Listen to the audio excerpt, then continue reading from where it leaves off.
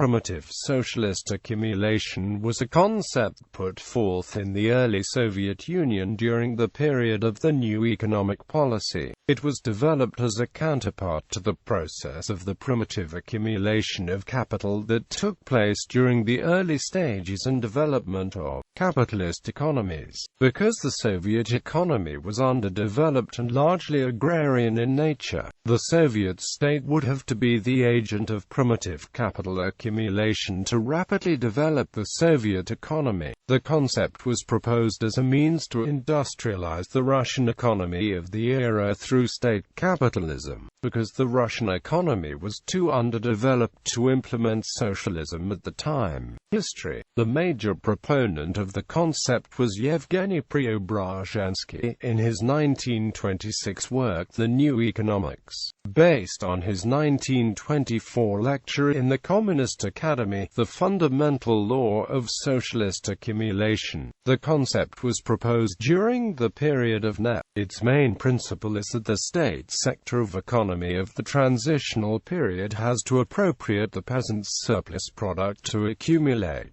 resources necessarily for the growth of the industry. To this end, the major mechanisms were the foreign trade monopoly held the state and price control in favor of industry. This theory was criticized politically, and associated with Leon Trotsky and the left opposition, but in fact was put into practice by Joseph Stalin in the 1930s, as when Stalin said, in his speech to the captains of industry, that the USSR had to accomplish in a decade what England had taken centuries to do in terms of economic development in order to be prepared for an invasion from the West. Beyond lectures and textbooks, however, this theory affected the working class as well. Real wages for both regular workers and managers plummeted, despite the growing wage differential. Piecework production relations were introduced wholesale. Also, Soviet penal policy tightened, causing a significant growth of inmates in the Gulag. It was not until after Stalin's death that a minimum wage was introduced. Reductions